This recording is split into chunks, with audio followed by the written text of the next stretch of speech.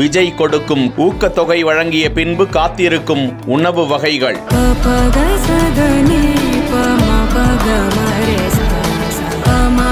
சென்னை திருவான்மியூரில் உள்ள ஸ்ரீ ராமச்சந்திரா கன்வென்ஷன் சென்டரில் 10-12ஆம் வகுப்பு தேர்வுகளில் முதல் 3 இடம் பிடித்த மாணவர்களுக்கு பாராட்டு விழா நடைபெறுகிறது. இந்த நிகழ்ச்சி மாலைக்குள் முடியும் என்று எதிர்பார்க்கப்படும் நிலையில் கடந்த முறை இரவு 10 மணி வரை நிகழ்ச்சி நிரல் முடிவதற்கு நேரம் எடுத்தது. ஒரு மாணவருக்கு 5000 ரூபாய் வீதம் ஊக்கத்தொகை வழங்க இருக்கிறார் விஜய். அந்தந்த மாவட்ட பொறுப்பாளர்கள் பெற்றோர்களுடன் அவர்கள் வரும் செலவை ஏற்றுக்கொண்டதாக சொல்லப்படுகிறது. மாணவர்கள் மற்றும் பெற்றோருக்கு மதிய உணவாக சாதம், வடை, அப்பளம், அவியல், வெற்றிலை பாயாசம், மோர், மலாய் சாண்ட்விச், அவரை மணிலா பொரியல், உருளை காரக்கறி, வத்தக்குழம்பு, கதம்ப சாம்பார், ஆனியன் மணிலா, தக்காளி ரசம் உள்ளிட்ட பல வகையான சைவ உணவிற்கு ஏற்பாடு செய்யப்பட்டுள்ளதாக தகவல் வெளியிடப்பட்டிருக்கிறது. 2வது முறையாக மாணவ மாணவிகளை சந்திக்கும் விஜய் 2026ஆம் ஆண்டு சட்டமன்ற தேர்தலை நோக்கி விஜயின் இலக்கு. இந்த முறை சுவாரஸ்யமாக என்ன பேசுவார்?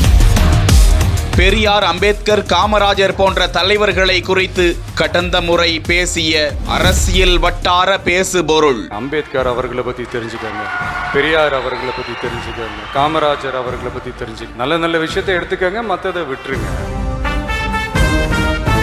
மாணவ மாணவிகளின் மனதில் விதை போடும் முயற்சி. இனி வர அடுத்த வருஷம் நான் போட போற ஓட்டுக்கு வேல்யூ இருக்குன்றத நான் புரிஞ்சுக்கிட்டேன். அதுக்கு அண்ணா வரணும்.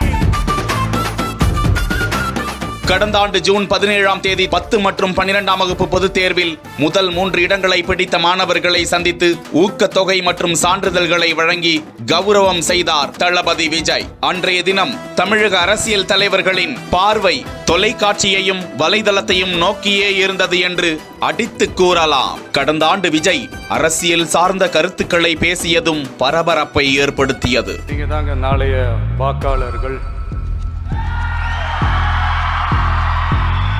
ஆனால் பாருங்க, நம்ம விரலை வச்சு நம்ம கண்ணையை குத்துறதுன்னு கேள்விப்பட்டிருக்கிறீங்களா? அதுதான் இப்போ நடந்துட்டு இருக்கு. அதுதான் இப்போ நாமளும் செஞ்சிட்டு இருக்கிறோம்.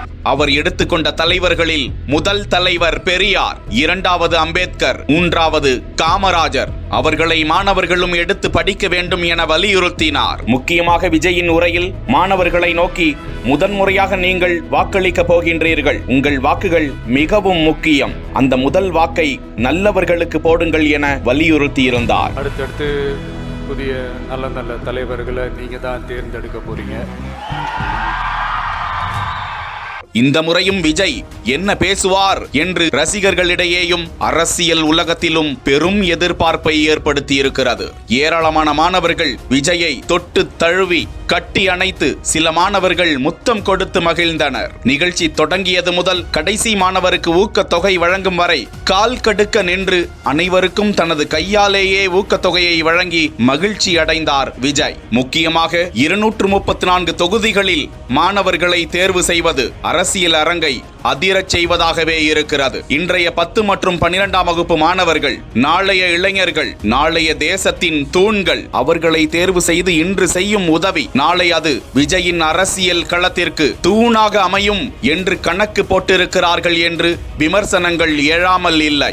நாளை முதற்கட்டமாக 21 மாவட்ட மாணவர்களை வரவழைத்திருக்கிறார் விஜய். அரியலூர், கோயம்புத்தூர், தர்மபுரி, திண்டுக்கல், ஈரோடு, கன்னியாகுமரி, கரூர், கிருஷ்ணகிரி, மதுரை, நாமக்கல், நீலகிரி, புதுக்கோட்டை, ராமநாதபுரம், சேலம், சிவகங்கை, தென்காசி, தேனி, தூத்துக்குடி, நெல்லை, திருப்பூர், விருதுநகர் ஆகிய மாவட்டங்களை சேர்ந்த மாணவ மாணவிகளை நாளை விஜய் நேரில் சந்தித்து ஊக்கத்தொகைகளை வழங்குகிறார். இதற்கான ஏற்பாடுகள் சென்னை திருவான்மியூரில் உள்ள ஸ்ரீ ராமச்சந்திரா கன்வென்ஷன் சென்டரில் பரபரப்பாக நடந்திருக்கிறது. அந்த மாணாக்கர்கள் மற்றும் அவர்களோடு வரும் பெற்றோர் அனைவருக்கும் அறுசுவை உணவு ஏற்பாடுகள் காத்திருக்கிறது. நாளை நடைபெறும் நிகழ்வில் கட்சி தொடங்கிய பிறகு மாணவர்களிடம் முதன்முறையாக விஜய் பேசவிருக்கிறார். என்ன பேசுவார்? அதில் அரசியல் கருத்து இருக்குமா?